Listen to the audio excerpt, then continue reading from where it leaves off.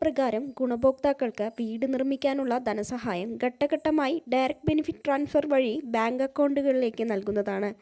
ചില സ്ഥലങ്ങളിൽ ഫണ്ട് കൈമാറ്റം വൈകുന്നുണ്ടെങ്കിലും പദ്ധതി നിർത്തിവച്ചിട്ടില്ല. കേന്ദ്ര സർക്കാർ 2026-27 സാമ്പത്തിക വർഷത്തിലും വിവിധ സംസ്ഥാനങ്ങൾക്ക് പുതിയ ഫണ്ട് അനുവദിച്ചിട്ടുണ്ട്. കേരളവും ഫണ്ട് ലഭിച്ച സംസ്ഥാനങ്ങളിൽ ഉൾപ്പെടുന്നു. 2026 മെയ് 28 കേന്ദ്ര സർക്കാർ PMAY ഗ്രാമീൺ പദ്ധതിക്കായി 10,021.42 കോടി രൂപ 12 സംസ്ഥാനങ്ങൾക്കായി അനുവദിച്ചു. കേരളവും ഈ സംസ്ഥാനങ്ങളിൽ ഉൾപ്പെട്ടിട്ടുണ്ട്. എന്നിരുന്നാലും ഫണ്ട് വൈകുന്നത് ചില കാരണങ്ങൾ കൊണ്ടാണ്. ജിയോ ടാഗിംഗ് പൂർത്തിയാക്കാത്തത്, വീടിൻ്റെ നിർമ്മാണ പുരോഗതി മൊബൈൽ ആപ്പിലൂടെ രേഖപ്പെടുത്തിയിട്ടില്ലെങ്കിൽ അടുത്ത ഗഡു റിലീസ് ചെയ്യില്ല.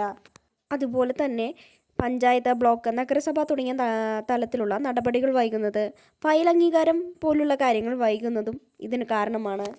അതുപോലെ തന്നെ സംസ്ഥാന തലത്തിലുള്ള ഫണ്ട് വിതരണം വൈകുന്നത്, ബാങ്ക് അല്ലെങ്കിൽ DBT പ്രശ്നങ്ങൾ, രേഖകളിലെ അപാകത തുടങ്ങിയ കാര്യങ്ങളിൽ ഫണ്ട് വൈകുന്നത് കാരണമാകുന്നുണ്ട്. അതുപോലെ തന്നെ പലർക്കുമുള്ള സംശയമാണ് PMAY നിർത്തിവെച്ചിട്ടുള്ളൂ എന്നുള്ളത്. PMAY നിർത്തിവെച്ചിട്ടില്ല. PMAY ഗ്രാമീൺ രാജ്യവ്യാപകമായി തുടരുന്നു.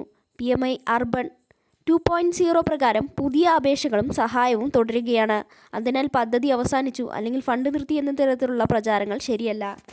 അതുപോലെ തന്നെ ഫണ്ട് ലഭിക്കാത്തവർ ചെയ്യേണ്ടത് PMAY അപേക്ഷാ സ്റ്റാറ്റസ് പരിശോധിക്കുക, ജിയോ ടാഗിംഗ് പൂർത്തിയാക്കിയിട്ടുണ്ടോ എന്നും ഉറപ്പാക്കുക, ബാങ്ക് അക്കൗണ്ടുകളും ആധാർ ലിങ്കുകളും പരിശോധിക്കുക, പഞ്ചായത്ത്, ബ്ലോക്ക് ഓഫീസ് അല്ലെങ്കിൽ നഗരസഭയിൽ നേരിട്ട് വിവരം അന്വേഷിക്കുക. അതുപോലെ തന്നെ ആവശ്യമായാൽ പരാതി രജിസ്റ്റർ ചെയ്യാനും മറക്കാതിരിക്കുക.